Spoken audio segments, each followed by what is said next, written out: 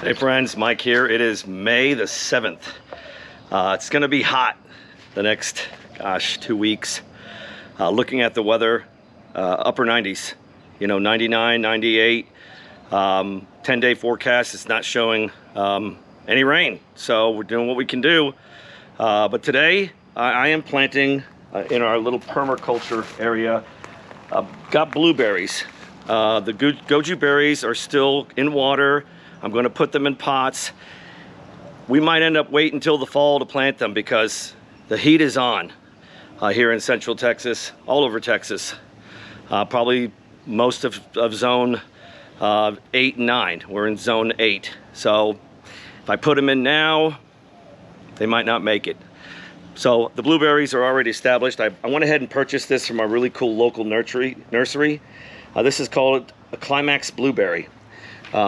This is, from what I've been taught and what I've heard, this is really good for the South, and it's already got berries on it. So we're gonna go ahead and do a blueberry here, and then when the goju berries are ready, probably this fall, maybe September, October, hey, third week in October, it could be 100 degrees. So we're gonna just kind of feel it out, wait, let them establish a good root. I'm gonna plant them in 1-gallon pots like this size right here. So let's get after it. We're gonna plant this blueberries. All right, guys, got a nice little hole dug right here. I'm gonna go ahead and black cow manure, 0.5. This is excellent compost for your garden. I'm telling you, you're starting off plants, it's just the best natural way to go. I'm gonna go ahead first of all and put some bone meal, and that's got phosphorus. That's gonna help these roots get established. That's what we want. We want them roots to get really established. Here in the Texas heat, they gotta be down deep in the soil. As you can tell, the sun is already shining, it's hot. And then some black cow. Go ahead and take the plant. I like to tap it a little bit, break the roots up just a hint on the bottom. Not too much. Lay it in. We want to make sure the crown, or the top, is higher than the soil, because we got this mulch around here as well too. You just want to get it to where it's nice and vertical. I'm going to go ahead and backfill with black cow and the soil that was already here. We're going to water this in for sure, and it's going to get watered, and we're going to check it because, like I said, it's going to be in the 90s. I like that. It looks good. Go ahead and put that weed barrier back so no weeds get in between there. Yeah, crazy weather here. It's just not good to watch the 10-day forecast and you don't see any rain for more than 10 days. The water collection is pretty important here. All right, I'm gonna go ahead and we'll get this watered in, and we've got more work to do around the veggie garden, so we'll be right back.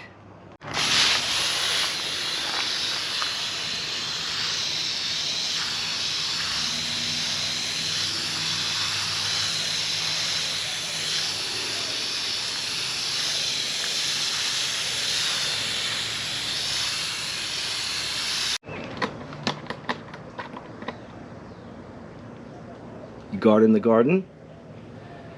You making sure them squirrels don't come and eat the tomatoes?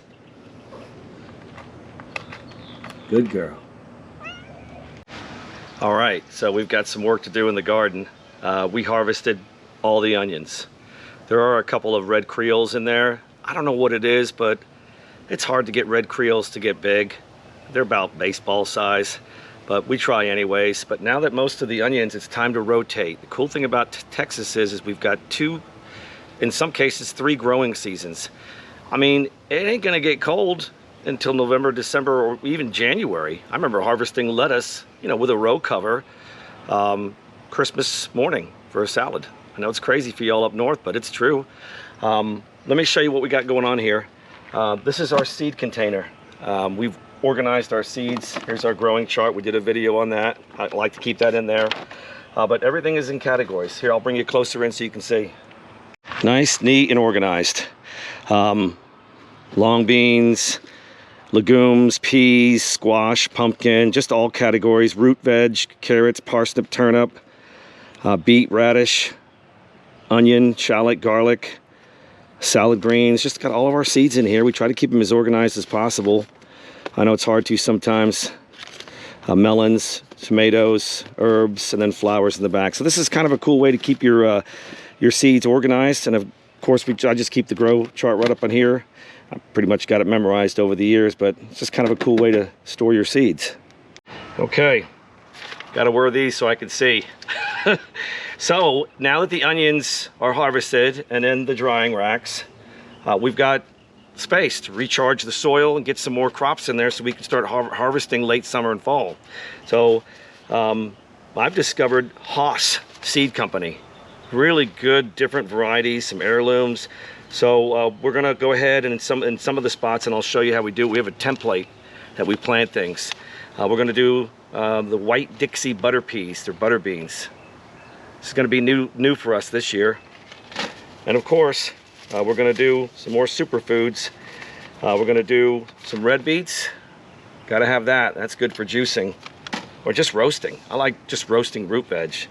We're gonna do the Touchstone gold beets. These are pretty cool too. And we're gonna also do turnips. Like them roasted as well. So I'm gonna get my, oh, sorry, Easter egg radishes. Gotta have those. Okay, so we're gonna get in the garden. I'm gonna prep the soil with bone meal, and then we're gonna top dress everything with black cow, and I'll show you how I use my templates. We'll be in the garden here in a sec. Okay guys, I wanted to show you a couple things. These are my templates. This is for radish and carrots. Just a simple board with handles on it. It's got the dowels with the correct spacing that I prefer. I did learn this from a really good homesteader, Hollis and Nacy in Florida. I'll put their link down below. Amazing. Hollis is amazing, Nacy is amazing. Nacy cooks really good foods. Hollis has been gardening for years, and you learn from everybody on YouTube, and you gotta keep learning. So this is for the radish, and this is for onions. Spaced a little further apart, 4 inches. It's got the nice handles that you can put in the ground, and I'll show you how we do that. I'm using this for the beets and the turnips. So I'll show you how we do this. All right guys, so we are growing root veg. I'm gonna probably put the red beets in this section right here. So I'm gonna go ahead, as I always do, and put some bone meal in here. It's gonna promote really good root growth.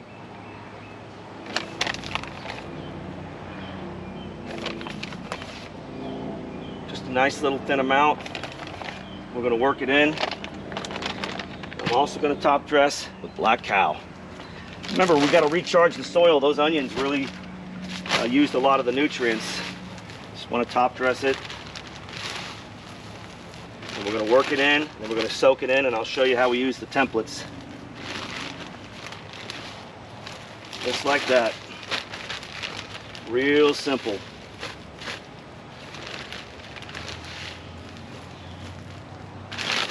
All right, let's work it in.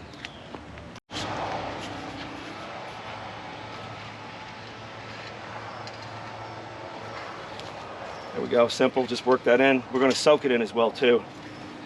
Little bits and pieces of sticks or whatnot.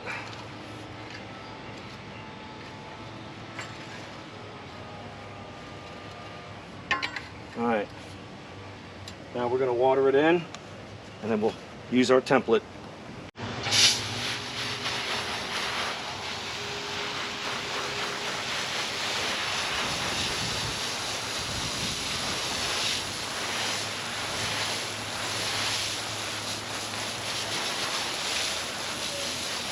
Now we're going to go ahead and let this sit for about 15 minutes before we punch in our template and plant our seeds. All right guys, we let the soil rest for about 15 minutes. We soaked it in really good. We're going to take our handy dandy template right here. We're going to go ahead and pop it in. And then we're going to stand on it. And I'm going to send the link, if you guys want to build this, to Hollis and Nacy's Homestead in Florida. He builds all kinds of cool things. In fact, a lot of these grow tables, I used his plans. All right, step on it really good. I'm gonna lift this bad boy up and I'll bring you in closer.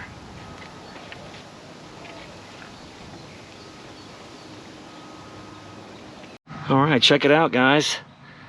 Perfect spacing, perfect depth of hole to plant our beet seeds. And I'm gonna go ahead and do it again over here.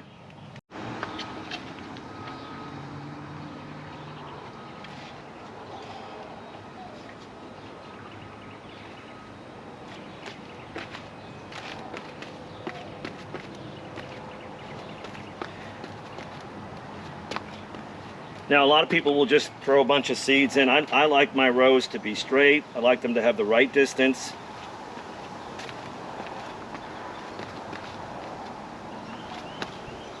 Now, over in this end over here, I'll just go ahead and punch them in by hand. But there you go. All right, we've got our Haas red beets. The thing I like about Haas, a lot of their seeds are pelleted. I'll show you. They've got that pelleted, makes it so much easier to plant. So one seed, one hole. Don't have to thin them or nothing. Super convenient. And I always have a pretty darn good germination rate. We'll plant the rest of these.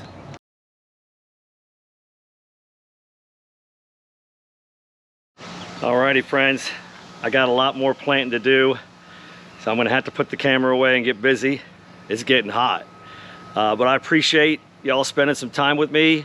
Our progression videos are coming along here pretty soon, so hopefully in a month or two, you're gonna see from seed to harvest, all kinds of cool things. Hey, special shout out to 4D Ranch in Northeast Texas. Man, I tell you what, they've got an amazing garden. They've got some really interesting vertical gardens and watering systems. So I'm gonna put a link down there. They did mention us in their channel and on their videos. In fact, they're doing the goji berries as well too. So hey, we'll see how a couple of Texans can grow these berries here over the next month. I'm probably gonna wait until the fall to plant. I'm gonna keep them on the grow table in pots, keep them moist with the 40% shade cover. I don't know, I'm thinking if we plant now, I don't think they're gonna make it. So, hey, thanks again. Good to see y'all. Hey, please hit like, subscribe, hit the little bell. We're always doing some cool things. Hopefully we taught you something, and you know, we're always learning as well too from all y'all. But I'll have the link to Hollis and Nacy's as well too for the patterns. And you can build them yourself. It's really cool and really convenient.